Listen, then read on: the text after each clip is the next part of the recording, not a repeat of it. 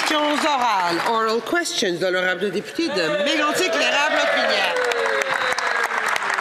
Après 10 ans de ce gouvernement libéral, malgré un nouveau premier ministre, plus ça change, plus c'est pareil. Les amis et initiés libéraux continuent de mettre des dizaines de millions de dollars dans leur poche, pendant que des centaines de milliers de Québécois et de Canadiens n'ont rien à se mettre dans le ventre. Pourquoi le premier ministre nourrit les dirigeants de EDC, de Vidarail, de la BDC avec des primes annuelles de plus de 100 000 $ chacun, au lieu de nourrir les jeunes familles qui n'arrivent pas à payer leur épicerie?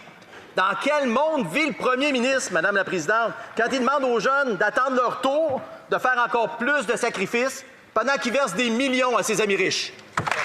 L'honorable leader du gouvernement à la Chambre. Madame la Présidente, joyeux Halloween, d'abord et avant tout à l'ensemble de la Chambre. Et on a une autre fête qui s'en vient, c'est Noël. Noël, là, les gens au Canada ont hâte. Ça a été une grosse année pour le Canada. Donc, cette année, les gens veulent fêter Noël, mais ils ne veulent pas aller aux urnes.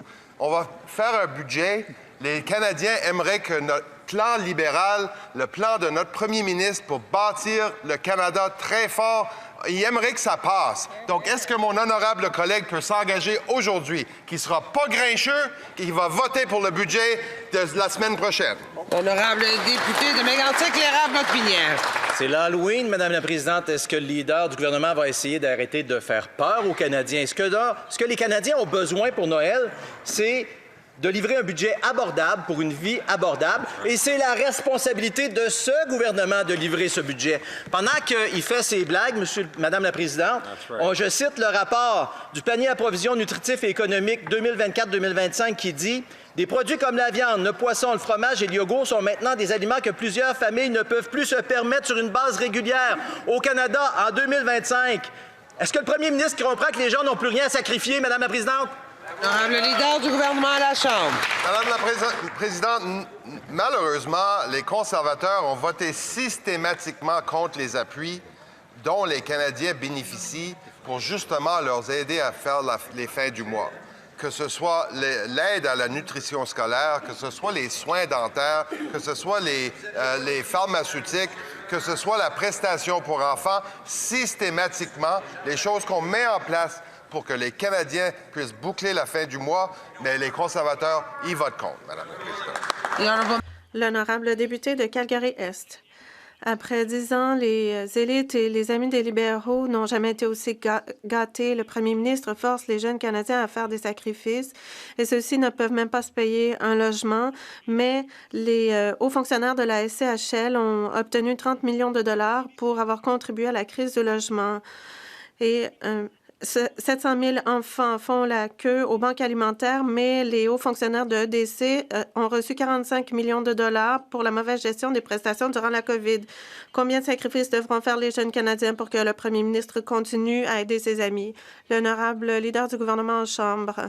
Madame la Présidente, chaque fois et encore, ils, de leur côté, se prononcent contre les mesures qui aideraient les jeunes Canadiens. Par exemple, l'aide aux études, l'aide pour l'achat d'une première maison, des programmes d'intérêt national qui donneraient des débouchés aux jeunes de partout au pays. Ça, les collègues de l'autre côté votent contre chaque fois. L'honorable député de Calgary-Est. Si les programmes fonctionnaient, il n'y aurait pas 700 000 enfants chaque mois aux banques alimentaires. Le gouvernement récompense l'incompétence. Regardez le ministre de la Justice, une crise du logement libéral, une crise du coût de la vie. Les élites et les amis sont récompensés pour l'incompétence des libéraux.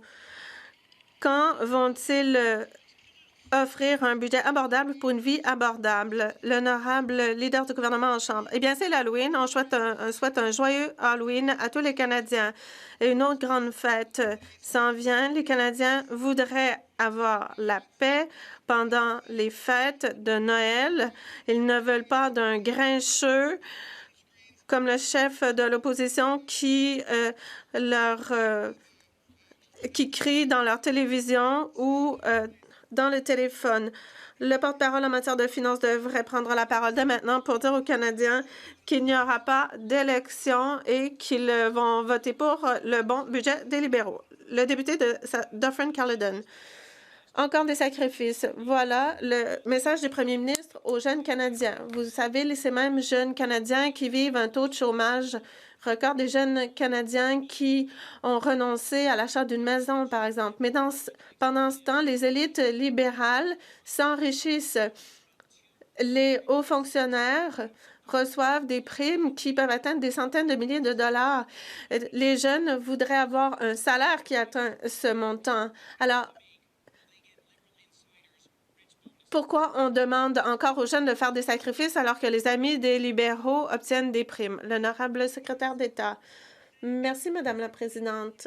Le député de l'autre côté dit se préoccuper des jeunes, mais à chaque occasion où il a eu l'occasion de voter pour des mesures qui aideraient les familles ou les jeunes, et il a voté contre. Avec le budget, il aura l'occasion d'appuyer l'allègement fiscal pour les premiers acheteurs, pour une occasion pour appuyer le programme alimentaire scolaire, pour appuyer des mesures pour les services de garde. J'espère qu'ils vont se joindre à nous pour éviter des élections à Noël. L'honorable député de Dauphin-Caledon. Eh bien, ma question portait sur les jeunes Canadiens et les sacrifices qu'ils devront faire. Je n'ai pas eu de réponse. Les jeunes Canadiens vont devoir trouver la réponse dans le budget, mais ils ont déjà fait des sacrifices parce qu'ils ne peuvent pas se payer une maison et le taux de chômage chez les jeunes est très élevé. Et les libéraux disent on a adopté toutes ces mesures, les choses devraient aller mieux, mais ce n'est pas le cas. Il y a tant de gens dans les banques alimentaires malgré leur programme.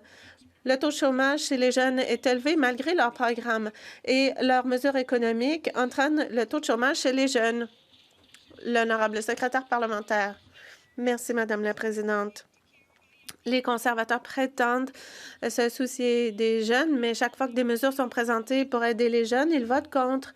Ils ont voté contre la stratégie pour le logement, pour l'élargissement des critères pour des prêts hypothécaires. Maintenant, ils veulent voter contre aussi l'allègement fiscal qui aiderait les premiers acheteurs à économiser jusqu'à 50 000 $. On aimerait bien que les députés de l'autre côté montrent qu'ils se soucient des jeunes en appuyant notre budget le 4 novembre et en nous faisant éviter des élections à Noël. De la Madeleine, liste ou gauche? Madame la Présidente, c'est l'Halloween, on vient de l'entendre, et les libéraux veulent faire peur au monde. Ils lancent des menaces d'élection si leur budget n'est pas adopté tel quel, mais ils sont minoritaires. Tout ce qu'ils doivent faire pour que leur budget passe, c'est de s'entendre avec le Bloc québécois, ou de s'entendre avec les conservateurs, ou de s'entendre avec le NPD, avec n'importe quel des partis. Nous, au Bloc québécois, on a des demandes connectées aux Québécois.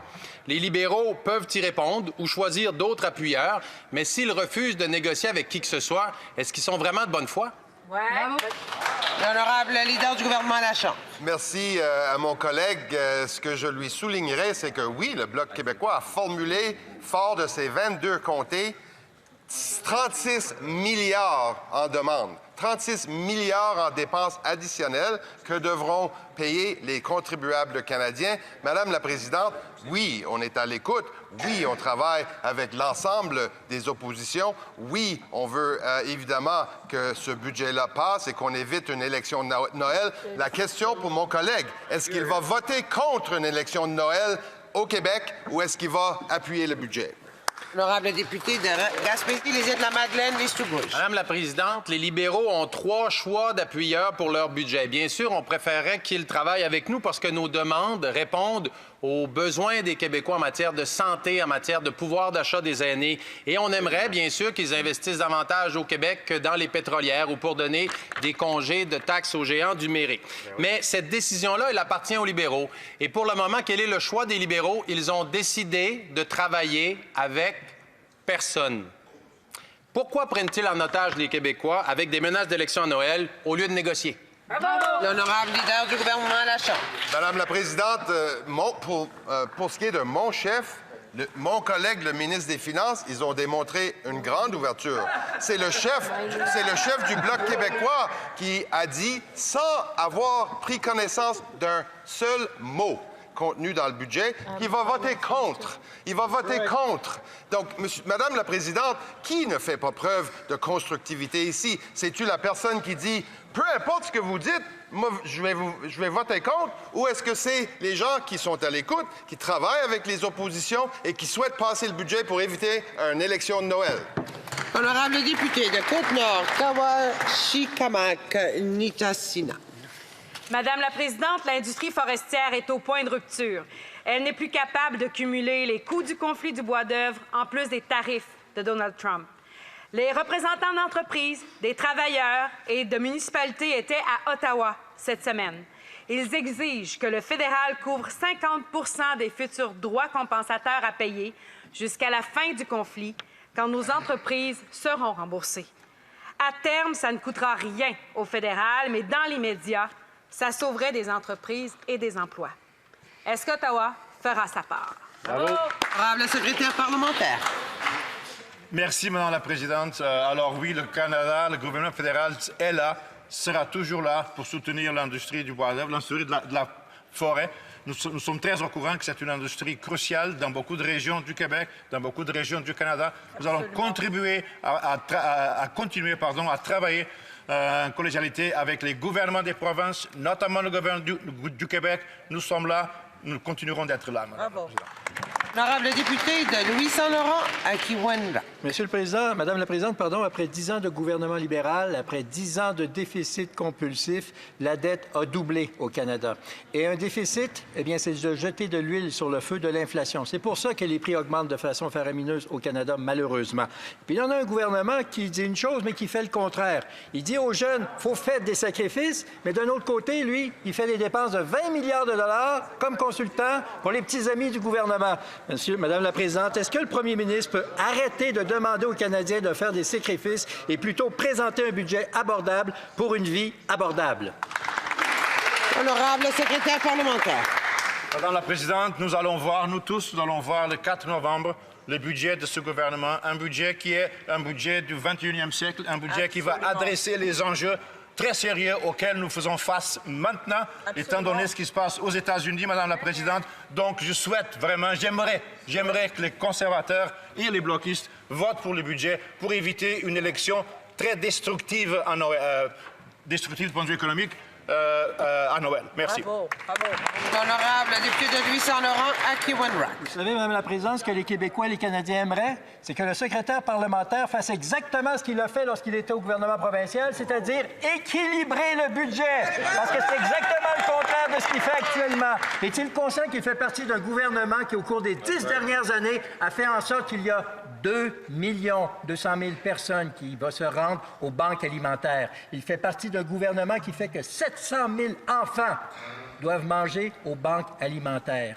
Est-ce que le secrétaire parlementaire va agir de façon responsable pour présenter un budget abordable pour une vie abordable? Bravo! Honorable secrétaire parlementaire. Madame la Présidente, le budget que nous allons déposer le 4 novembre est un budget responsable et ambitieux. Absolument. C'est le moment c'est maintenant. This is it. This is the moment. C'est le moment maintenant que nous devons agir pour soutenir l'économie du Canada pour que l'avenir de nos enfants soit bien protégé. C'est maintenant le moment d'intervenir. Nous allons intervenir et nous allons intervenir en force, Madame la Présidente. L'honorable député de Sarnia-Lambton, Békésjouanong. Madame la Présidente, après 10 ans de ce gouvernement, les élites et les amis des libéraux n'ont jamais été aussi gâtés. Mais le premier ministre a dit aux jeunes Canadiens qu'ils devront faire des sacrifices.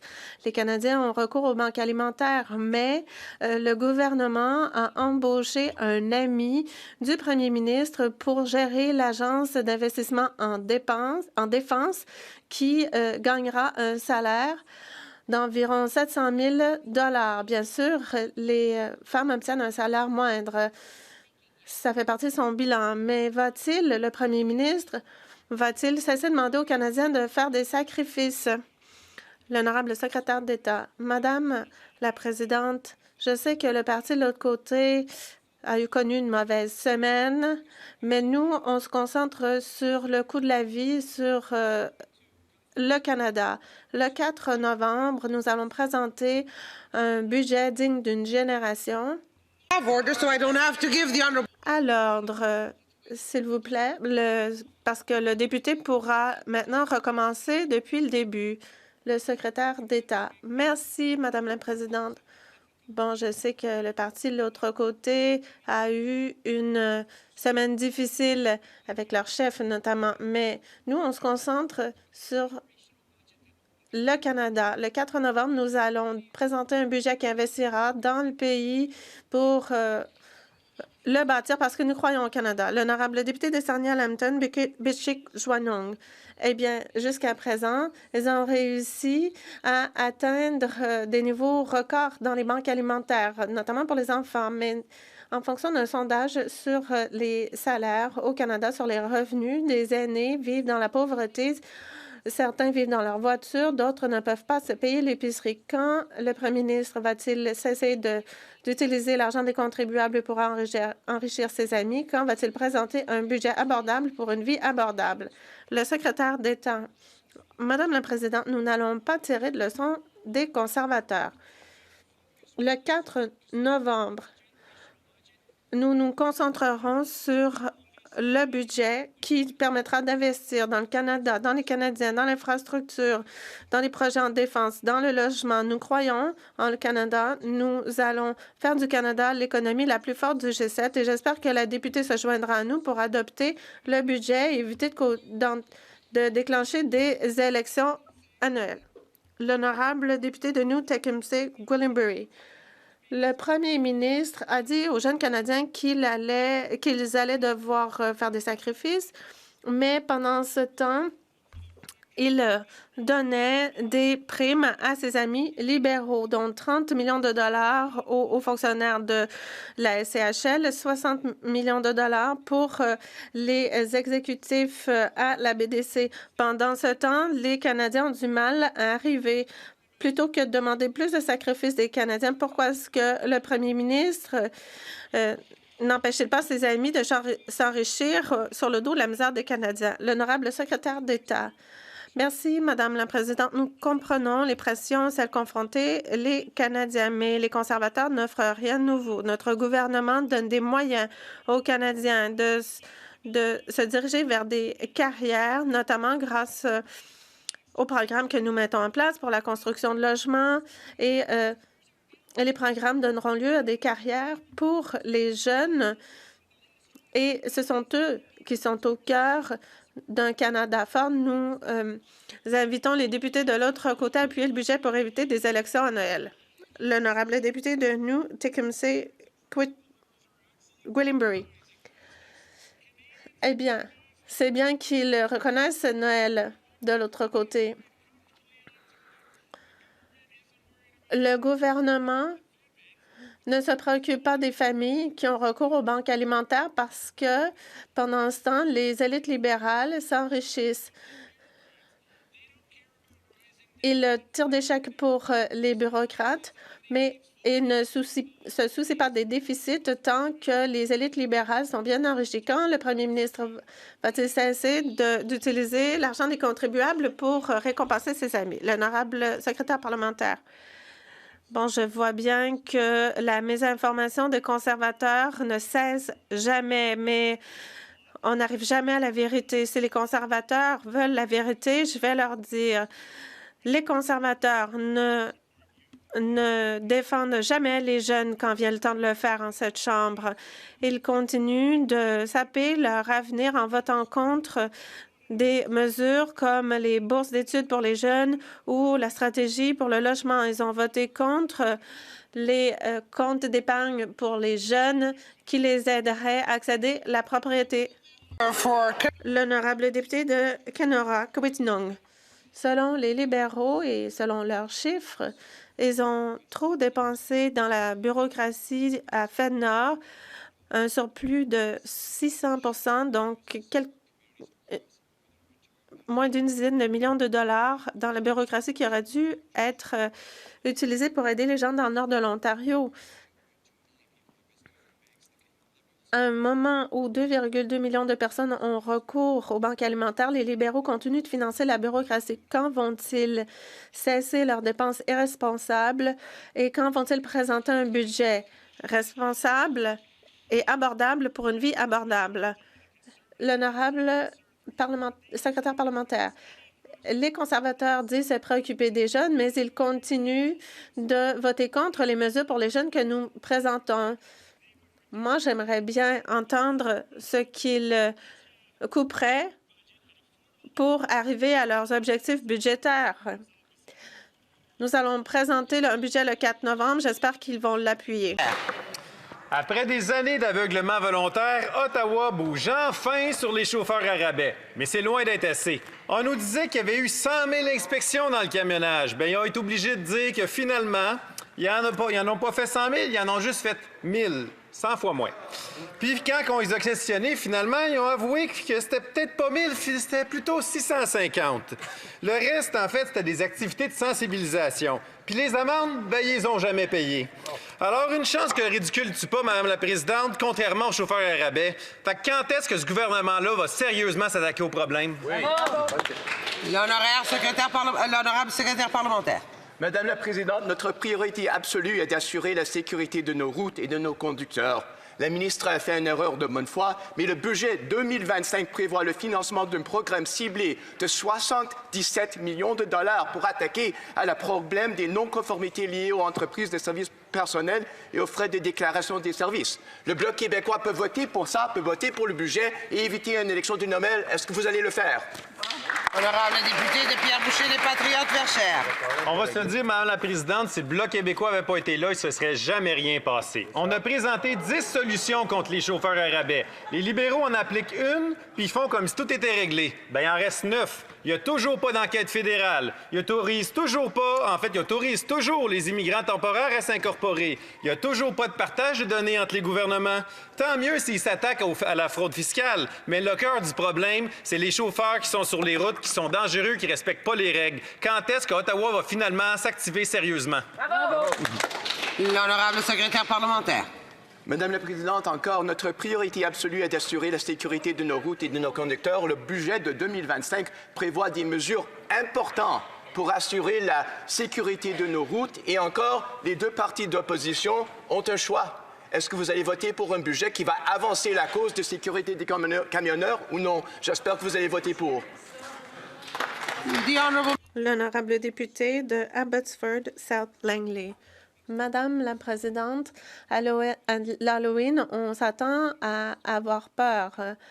Mais le premier ministre a dit aux jeunes Canadiens qu'ils allaient devoir faire plus de sacrifices alors que leurs portefeuilles sont déjà vides. Les dépenses des libéraux sont hors de contrôle. Quand le gouvernement va-t-il cesser ses tours de passe-passe et quand va-t-il donner aux Canadiens une vie abordable? L'honorable secrétaire d'État, heureusement, la semaine prochaine, nous allons déposer un budget abordable pour les Canadiens. Nous espérons que les députés d'opposition nous aideront et l'appuieront et nous aideront à faire en sorte qu'on ait des programmes de soins dentaires, des programmes pour le logement abordable et qu'on évite des élections à Noël. L'honorable député d'Abbotsford South Langley. Les Canadiens en arrachent depuis une décennie et n'ont plus rien à donner. Et le gouvernement leur dit de faire des sacrifices alors que le gouvernement continue de dépenser. Dans ma province, en Colombie-Britannique, le recours aux banques alimentaires a augmenté de 27 % depuis 2019. Les Canadiens ne peuvent pas se permettre un autre budget libéral. Quand vont-ils présenter un budget abordable pour une vie abordable? L'honorable secrétaire parlementaire. Merci, Madame la Présidente. Les conservateurs prétendent se soucier des jeunes et du coût de la vie, mais de notre côté, on se tient loin des slogans. On agit, on présente un allègement de la TPS pour les jeunes acheteurs. Nous avons lancé un bureau pour les grands projets. Les Canadiens savent que nous sommes là pour les aider, pour rendre la vie plus abordable et pour bâtir l'économie la plus forte du G7. Alors, on espère bien que vous appuierez le budget, que vous montrerez que vous vous souciez des jeunes. Les entreprises de fabrication manufacturière dans toute la grande région Chaudière-Appalaches, dont l'entreprise Armoire de cuisine Bernier à Lévis, sont étouffées par les tarifs américains de 25 % à l'exportation. Ceux-ci vont doubler le 1er janvier pour passer à 50 % Madame la Présidente, le Royaume-Uni est à 10 % l'Union européenne et le Japon, 15 % La situation du Canada est scandaleuse. Les entreprises canadiennes ne peuvent pas gruger sur leur marge à l'infini. Le premier ministre avait promis une entente avec les Américains. Pourquoi a-t-il brisé sa promesse? L'honorable secrétaire parlementaire. Madame la Présidente, je rappelle à nos collègues que ce sont les États-Unis qui ont déclenché cette guerre tarifaire. Nous allons... Un instant. Nous allons trouver un arrangement avec les Américains, mais pas n'importe quel prix, pas n'importe quel arrangement. Voilà. Un mauvais deal, c'est pire que ne pas faire un arrangement du tout. Notre intérêt principal, c'est de défendre les travailleurs canadiens, de maintenir l'accès au marché américain, et nous allons attendre le temps qu'il faut pour que les Américains reviennent à la table. Bravo. Honorable member. L'honorable député de Regina-Wascana. Madame la Présidente, un accord a bel et bien été conclu hier soir au sommet de la PEC en Corée du Sud. Malheureusement, cet accord était entre les États-Unis et la Chine au sujet d'une réduction des tarifs douaniers. Il ne s'agissait pas d'un accord avec le Canada. Et le premier ministre a eu l'occasion de faire des rencontres, de se faire photographier lors du sommet, mais n'a conclu aucun accord. Comme dans le jeu télévisé Deal or No Deal, pourquoi dans ce cas-ci le premier ministre ne conclut-il pas d'accord? L'honorable secrétaire parlementaire, je veux vous rassurer sur le fait que le Canada se trouve sur la scène diplomatique de façon constante. Nous allons continuer à travailler chaque jour pour faire en sorte que les entreprises canadiennes, les citoyens canadiens, les résidents canadiens soient bien protégés. Dans tout ce que nous faisons, nous allons continuer à négocier toutes les ententes commerciales que nous pouvons. Nous continuerons d'être à la table et nous allons diversifier les échanges commerciaux dans le monde entier. L'honorable député de Regina-Wascana. Madame la Présidente, ce ne sont pas seulement les droits de douane imposés par la Chine sur le canola qui pénalisent les agriculteurs canadiens. L'Inde a imposé des droits de douane de 30 % sur les pois et 10 % sur les lentilles du Canada. Le Canada ne peut exporter de bœuf au Royaume-Uni, mais le Royaume-Uni peut exporter du bœuf au Canada et le fait. D'ailleurs, quand le premier ministre cessera-t-il de poser pour les caméras et conclura-t-il un accord? L'honorable secrétaire parlementaire, nous allons toujours défendre les agriculteurs canadiens, qu'il s'agisse de producteurs de bœuf, de blé ou autres, et nous allons nous assurer que nous obtenons la meilleure entente possible pour eux et dans le monde entier. C'est ce que fait le premier ministre. Il s'est rendu en Asie, il a rendu des chefs d'État et de gouvernement du monde entier pour nous assurer que nous ouvrons de nouveaux marchés pour les Canadiens, que nous puissons multiplier par 2 nos exportations vers des pays autres que les États-Unis pour le secteur manufacturier, agricole et autres. L'honorable député de Port-Maudit-Coquitlam. Madame la Présidente, je connais de première main le travail incroyable accompli par nos forces armées canadiennes, leurs innombrables contributions, de même que les sacrifices que représentent leurs services. Il est important de se souvenir et de reconnaître le service des membres des forces armées canadiennes. Et le ministre peut-il nous dire comment le gouvernement du Canada commémore le service des membres des forces armées ainsi que les anciens combattants canadiens? L'honorable ministre, je remercie ma collègue de cette importante question et je souligne la présence aujourd'hui sur la colline de son époux, un ancien combattant de l'aviation royale canadienne qui a servi pendant 22 ans. Je remercie également le député de Kitchener-Conestoga d'avoir présidé ce matin la première cérémonie du lever du drapeau du coquelicot sur la colline du Parlement. Nous avons la responsabilité de nous souvenir de ceux qui ont fait l'ultime sacrifice. Alors que nous assistons au lancement de la campagne du coquelicot, j'encourage tous les Canadiens à prendre le temps de se souvenir des anciens combattants et de rendre hommage à ceux qui servent encore. Ne les oublions jamais. L'honorable député de Vaughan Woodbridge. Madame la Présidente, il y a eu un nombre record de 2,2 millions de visites à des banques alimentaires en un seul mois. C'est le nombre le plus élevé jamais enregistré.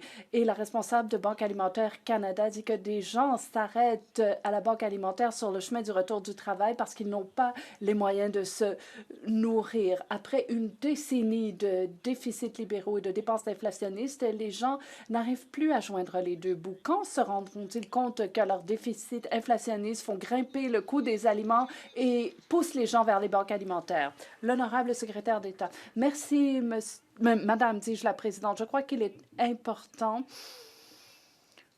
de parler de la prestation d'invalidité du programme alimentaire dans les écoles et de la stratégie pour le logement. Ce sont de nombreux outils qui contribuent à alléger la pauvreté et contre lesquels les députés d'en face ont voté. Nous allons, dans le budget, continuer d'investir pour les familles et nous espérons éviter une élection à Noël.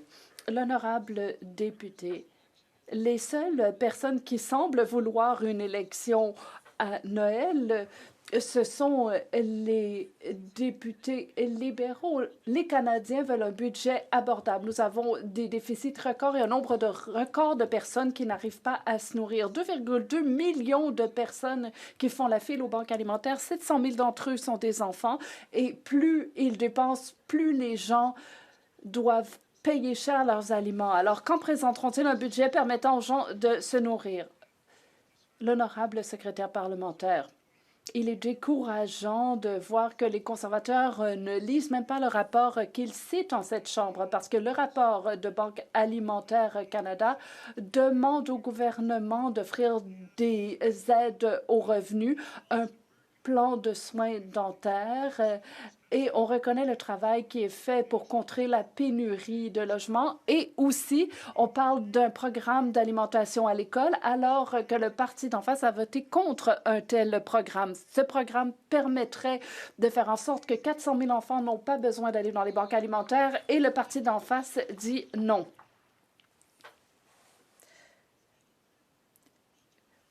L'honorable député de Cambridge. D'abord, les libéraux ont rendu inabordable l'alimentation et maintenant, ils veulent être applaudis parce qu'ils veulent nourrir les enfants. Il y a des gens qui ont un salaire à temps plein, mais qui n'arrivent plus à joindre les deux bouts. 82 des ménages canadiens déclarent ne pas avoir assez à manger pendant une année. À l'université, 82 vous vaut la note de A, mais dans ce cas-ci, 82 des Canadiens souffrent de la faim, donc ça vaut la note de F. Quand le gouvernement agira-t-il? Les conservateurs disent qu'ils se préoccupent d'abordabilité, mais ils ne font qu'énoncer des slogans. Nous avons consenti des allègements fiscaux, proposé un programme d'alimentation à l'école. Donc, il y a de nombreuses mesures pour l'abordabilité. Nous avons agi pour fournir plus de logements. Et donc, les Canadiens savent quel parti est de leur côté. C'est pourquoi ils ont voté pour nous le 28 avril. L'honorable député de Windsor-Tecumseh. Madame la Présidente, chaque mois au Canada, il y a plus de 2,2 millions de personnes qui se rendent dans les banques alimentaires. Nous parlons de ces chiffres tous les jours et nous les voyons augmenter chaque mois. Ce ne sont pas que des chiffres, collègues, ce sont des personnes que nous aidons, des gens dont le chèque de paie n'a pas augmenté au même rythme que le prix des aliments. Et le gouvernement libéral estime toutefois que les Canadiens doivent faire encore plus de sacrifices. Quand le premier ministre présentera-t-il un budget abordable pour une vie abordable? L'honorable secrétaire d'État.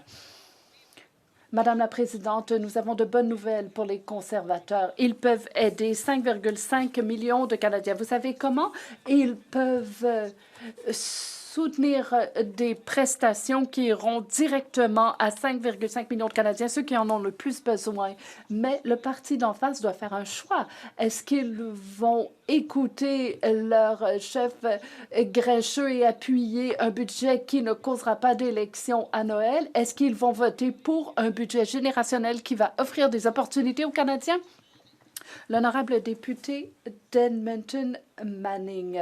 La Banque alimentaire d'Edmonton dessert plus de gens que jamais auparavant. Et le prix du panier a grandement augmenté. Et il y a donc des nombres records de gens qui visitent les banques alimentaires. 2 millions de personnes en un mois. Et donc, le chiffre a été multiplié par 2 sous l'administration libérale. Quand le gouvernement présentera-t-il un budget abordable pour une vie abordable? Merci, Madame la Présidente. Il semble y avoir un décalage ici parce que nous avons vu l'opposition voter contre un programme d'alimentation dans les écoles. Mais la bonne nouvelle, c'est qu'ils ont l'occasion de faire ce qui s'impose et de voter pour soutenir notre budget pour que ce programme devienne permanent. Vont-ils le faire, Madame la Présidente, ou vont-ils voter pour une élection à Noël dont personne ne veut? L'honorable député, le premier ministre a dit aux jeunes Canadiens qu'ils devaient faire plus de sacrifices. Mais lorsqu'il dirigeait Brookfield, il a fait tout le contraire. Il a caché de l'argent dans une île des Caraïbes pour échapper à l'impôt canadien, et ce, par l'intermédiaire d'un magasin de vélos aux Bermudes. Est-ce qu'on s'attend à ce que ce propriétaire de magasin de vélo soit le prochain ministre des Finances, dis-je? Alors, peut-il confirmer qu'il ne cache pas d'argent dans des paradis fiscaux? L'honorable secrétaire parlementaire, il y aura un budget générationnel qui sera présenté le 4 novembre. Nous avons connu des succès, d'abord des avancées en matière de minéraux critiques, des ententes avec des pays du monde entier, et ce budget, c'est exactement ce qu'il nous faut à l'époque actuelle. Alors, j'espère que l'opposition votera de notre côté pour éviter une élection à Noël dont personne ne veut. L'honorable député de Portage-Lisgar. Depuis le début, le premier ministre évite de divulguer ses avoirs financiers. Cette semaine, 133 députés libéraux ont tenté de protéger leur chef contre tout examen minutieux. Il y a peut-être des conflits potentiels. Au lieu de se cacher derrière un voile de secret, il devrait enfin dire la vérité. Le premier ministre peut-il confirmer qu'il n'a pas un seul dollar caché dans des paradis fiscaux étrangers? L'honorable secrétaire parlementaire, les Canadiens s'intéressent aux vraies questions. Nous sommes dans un monde en plein changement, un monde dangereux, et vous verrez des réponses dans le budget du 4 novembre. Vous avez déjà entendu parler de certaines initiatives qui se trouveront dans le budget. J'espère que les députés d'en face appuieront le budget, éviteront une élection à Noël et permettront au Canada d'être un leader dans le G7. L'honorable député de Parkland. Il a été signalé que Brookfield a caché des avoirs dans des paradis fiscaux pour éviter de payer des sommes astronomiques en impôts. Le premier ministre dit aux jeunes Canadiens qu'ils devront faire des sacrifices, mais le premier ministre évite de se soumettre à la loi. Donc, il évite de payer sa part d'impôt. Le premier ministre peut-il confirmer s'il a des investissements dans des paradis fiscaux, oui ou non? L'honorable secrétaire parlementaire, les Canadiens savent que notre économie est confrontée à des vents de face importants en raison des tensions avec les États-Unis. C'est exactement pourquoi les Canadiens ont voté pour ce gouvernement et pour un premier ministre qui a des antécédents économiques qui nous permettront de traverser cette tempête. Nous allons mettre l'accent sur les emplois, les opportunités, la croissance, la productivité. Nous ferons des investissements générationnels pour débloquer des nouvelles opportunités. La seule question est de savoir si les conservateurs,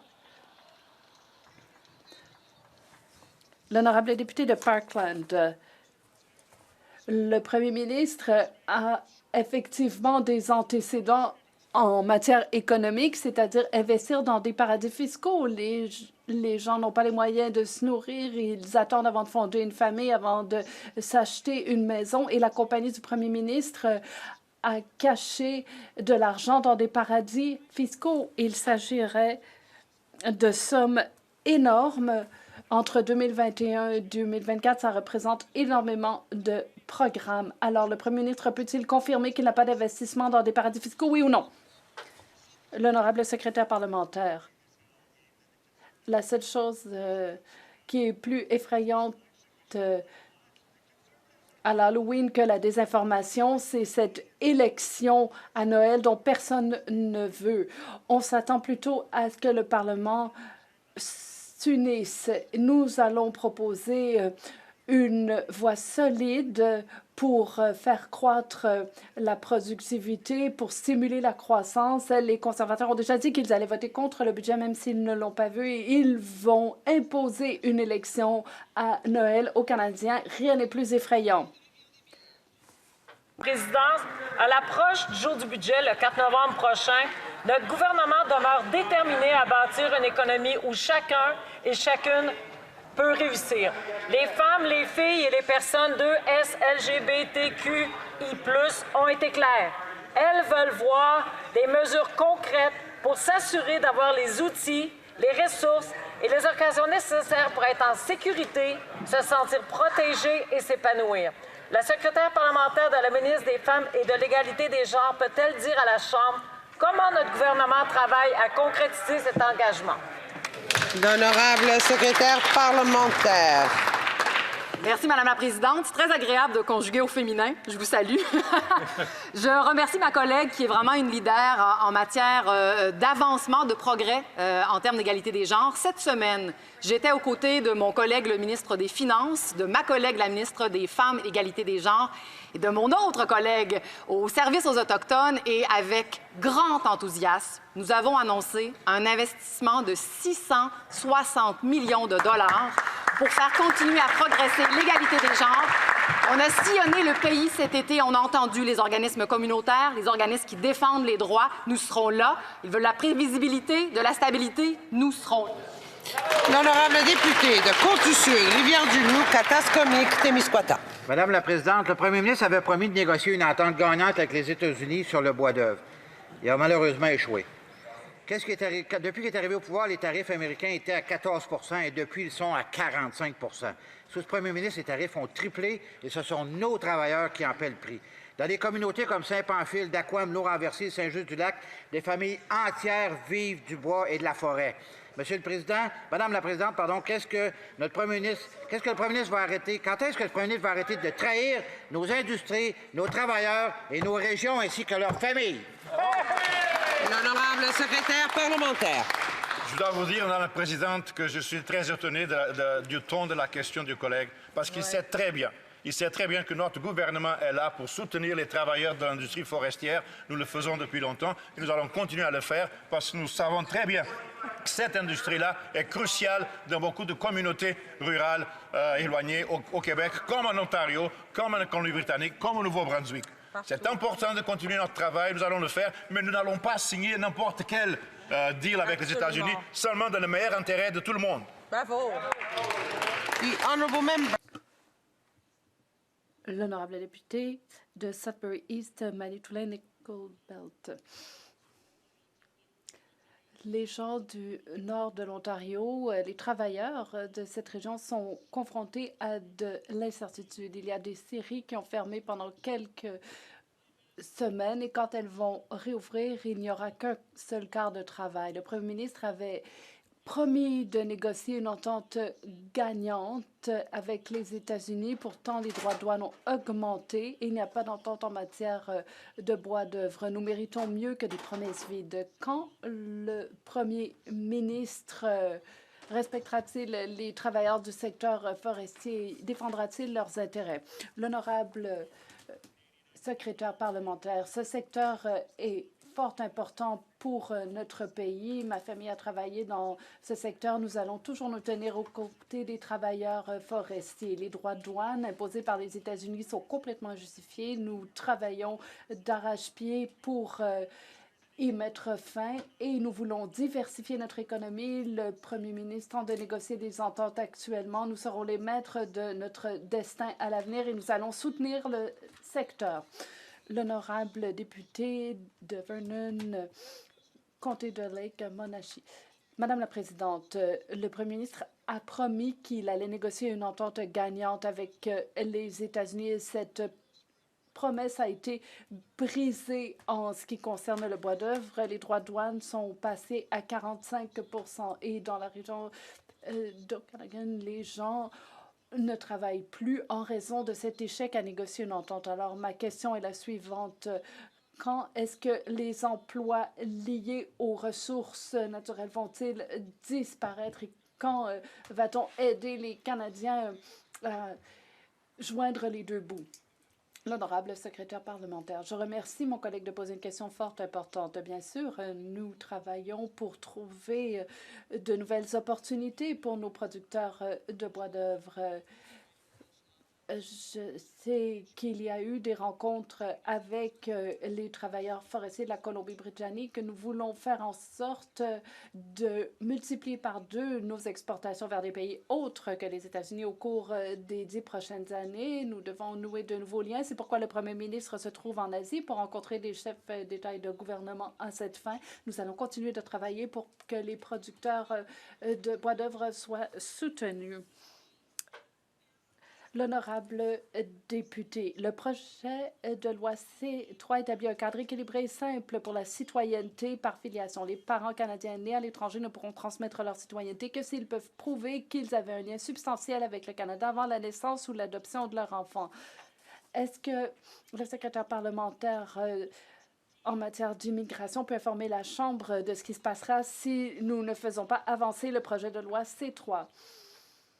Madame la Présidente, depuis son élection, le député s'est engagé en faveur de la justice fondamentale et c'est précisément ce qui est en jeu avec le projet de loi C3. La Cour supérieure de justice de l'Ontario a dit qu'il y avait une contradiction dans le droit canadien. Les Canadiens qui sont nés ici peuvent transmettre leur citoyenneté à leurs enfants, mais ce n'est pas le cas pour les Canadiens nés à l'étranger qui ont également des enfants nés à l'étranger.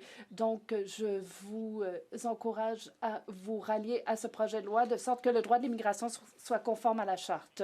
L'honorable député. Merci, Madame la Présidente. Si nous apprenions qu'en Chine, des prisonniers issus de minorités sont utilisés pour produire certaines denrées, eh bien, nous condamnerions cette violation. Et nous avons appris qu'il y a du lait produit à la ferme pénitentiaire de Joyceville et qui est actuellement vendu. Et en fait, le responsable des services correctionnels dit que c'est une atteinte aux droits fondamentaux. Pourquoi le gouvernement agit-il en ce sens? Les programmes dans nos services correctionnels qui permettent aux prisonniers d'acquérir de nouvelles compétences sont garantes du fait que lorsqu'ils vont sortir de prison, ils vont être capables de trouver un travail. Ils ne vont pas se retrouver en prison à nouveau. Ce sont des programmes qui sont bien accueillis par les prisonniers et qui sont bien par nos détenus et qui sont bien accueillis par la population en général. L'honorable député de Winnipeg-Centre. Madame la Présidente, il est alarmant d'entendre le premier ministre parler de sacrifice dans le contexte du budget alors qu'année après année, son gouvernement sacrifie la sécurité des femmes et des filles autochtones en faisant fi de la crise des disparitions. Aujourd'hui, les libéraux encouragent les projets d'exploitation de ressources naturelles, bien qu'il y ait des preuves selon lesquelles les camps de travailleurs alimentent la violence fondée sur le sexe. Cette question sera-t-elle encore une fois exclue du budget? L'honorable secrétaire parlementaire.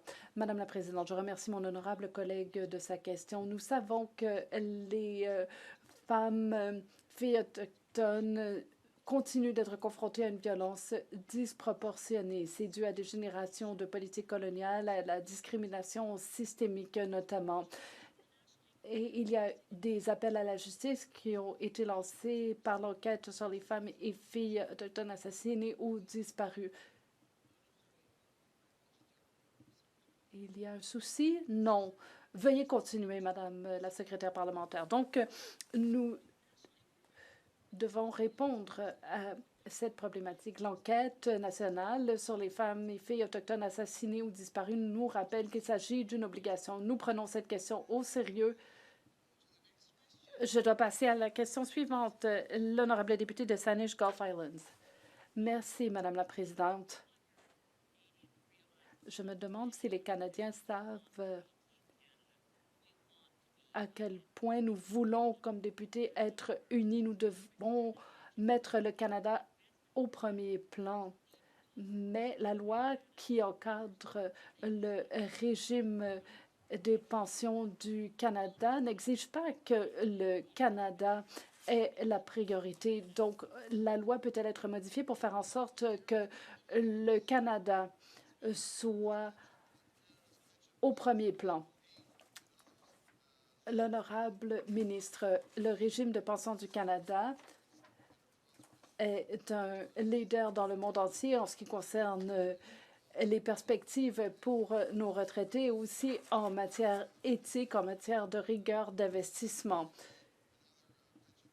Et le régime de pension du Canada, de même que d'autres régimes de retraite, vont continuer à prendre les investissements au Canada extrêmement au sérieux.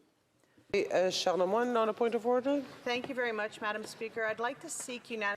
Merci beaucoup, Madame la Présidente. Je demanderai le consentement de la Chambre pour revenir à mon projet de loi parce que j'ai passé après ceux qui ont parlé des Maple Leafs, les Blue Jays, pardonnez-moi. J'aimerais donc demander le consentement unanime pour reprendre ma déclaration.